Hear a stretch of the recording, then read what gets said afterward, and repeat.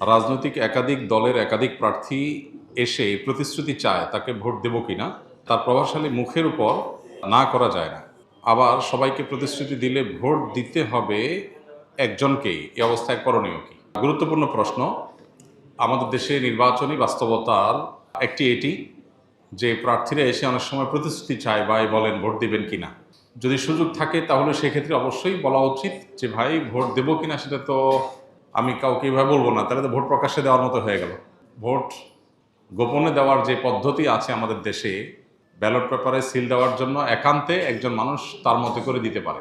এটা কেন আছে? যাতে করে তার নিরাপত্তা বিঘ্নিত না হয়, যাতে করে কোনো ঝামেলা তিনি না পড়ে। এখন আপনাকে ভোট দেবো কিনা এটা যদি আমি প্রকাশ্যে বলি, তো সেক্ষেত্রে আরেকজন তো ঝামেলা করবে না। তো এই জন্য সম্ভব হলে তাকে বলা যে ভাই, কাকে ভোট দেব না দেব এটা তো এইভাবে প্রতিশ্রুতি দেওয়ার বিষয় না। আমি চেষ্টা করব যে উপযুক্ত তাকে দেওয়ার, আপনি উপযুক্ত হলে আপনাকে অবশ্যই দেওয়ার চেষ্টা করব। আর যদি মনে হয় যে না, যেমনটা প্রশ্নে লিখেছেন যে অনেক সময় দেখা যায় প্রভাবশালী মানুষ এই সমস্ত নেতাদের মুখে না করলে বিপদ আসে, ঝামেলা হয়, উনি ধরে নেয় যে এটা বিপক্ষ দলের লোক, অতএব আমাকে বিপদে ফেলবে, এরকম মনে হলে তখন আপনি অবশ্যই তার মুখের উপরে বলতে পারেন যে হ্যাঁ ভাই দেব। কিন্তু যদি নিরুপায় না হন, অহেতুক ভয়ের কারণে আপনি মিথ্যা প্রতিশ্রুতি দেন, সেটা জায়েজ হবে না।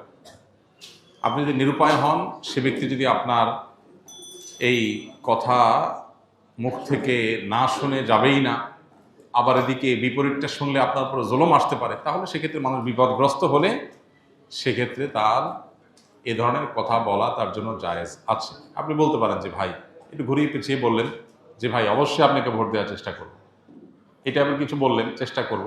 কিন্তু লোকটা যদি অযোগ্য হন আর আপনি যাকে বলে ফেলেন, তাহলে কথা রক্ষার জন্য ভোট দিতে হবে, এটা সঠিক না।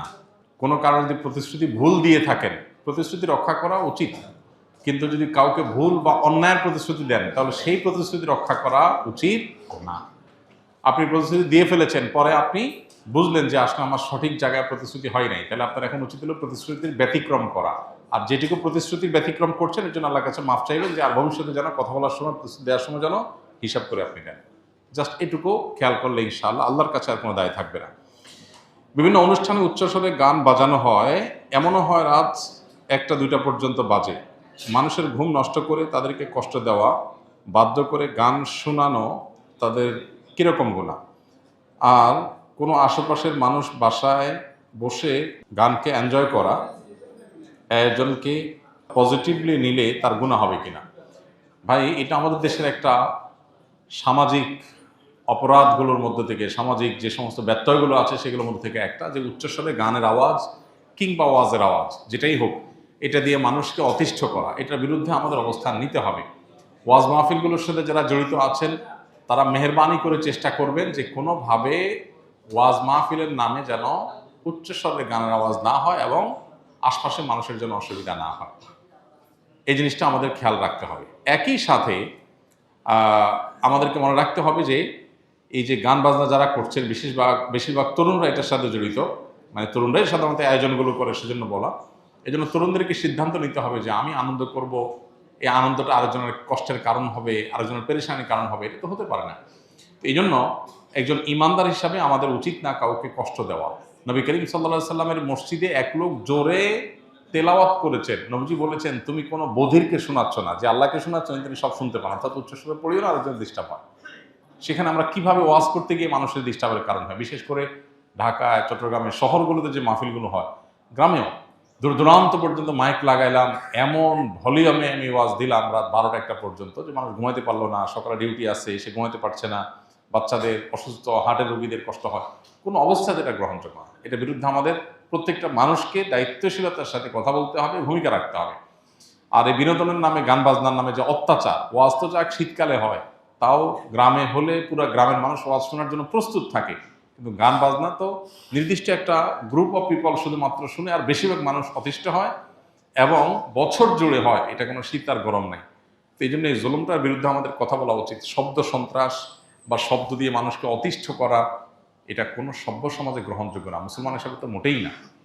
আমাদের সমাজে অনেক অনাচারের বিরুদ্ধে সমাজের মানুষ সচেতন, কিন্তু এই অনাচারের বিরুদ্ধে সেরকম সচেতনতা নাই। কোথাও যদি এরকম অন্যায় হয়, এলাকাবাসী একত্রিত হয়ে সুন্দর করে আয়োজকদেরকে যা বুঝান, কাউন্সিলিং করেন যে ভাই তোমরা যে কাজ করছো এটা অন্যের কষ্টের কারণ হচ্ছে। আল্লাহ তাআলা আমাদেরকে অনাচার থেকে বের হয়ে আসার তৌফিক দান করুন। কিভাবে একটা মানুষের আনন্দ হয়? একজন লিখেছেন যে একজন বাসা থেকে এনজয় করছেন। হ্যাঁ, আপনি এনজয় করছেন কিভাবে? আপনি জানেন এই আওয়াজটা একটা মানুষের বুকে ধড়পড়ের কারণ, একটা হার্টের রোগী ছটফট করছে।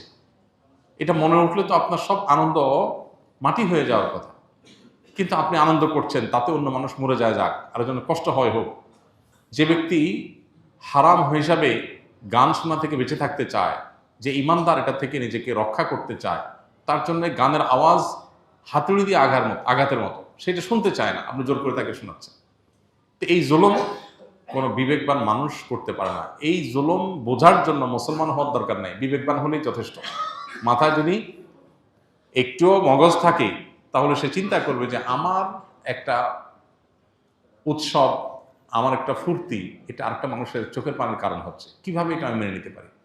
আপনি ফুর্তি করেন, ন্যায়ভাবে করেন, অন্যায়ভাবে করেন, সেটা তো এক জিনিস, আল্লাহর কাছে এর জন্য আপনার ধরা জবাবদিহিতা আছে। কিন্তু আরেকটা মানুষ ছটফট করছে, আরেকটা মানুষের কষ্ট হচ্ছে, আমি সেটা করতেছি। কোনো সভ্য সমাজ এটা হতে পারে না, কিন্তু আমাদের সমাজে অহরহ এই জিনিসগুলো হচ্ছে। বিবাহ বিনোদনকে কেন্দ্র করে, আকিকা অনুষ্ঠানকে কেন্দ্র করে, 31st নাইটকে কেন্দ্র করে, বিভিন্ন বিষয়কে কেন্দ্র করে দেখা যায় এই হাই ভলিউমে গান শোনার কালচার আমাদের দেশে আছে। মাহফিল তো একটা বিশেষ জায়গায় হয়, আর এগুলো দেখা যায় ঘরে ঘরে হয়।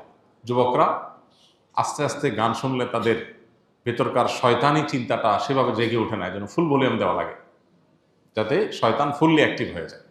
আল্লাহ তাআলা আমাদেরকে হেদায়েত দান করুন। তরুণদেরকে এগুলোর বিরুদ্ধে দাঁড়াতে হবে এবং সমাজে এই অনাচারগুলো এগুলো রোধ করার জন্য তরুণদেরকে এলাকাতে সংগঠিত হয়ে কাজ করতে হবে ইনশাআল্লাহ তাআলা।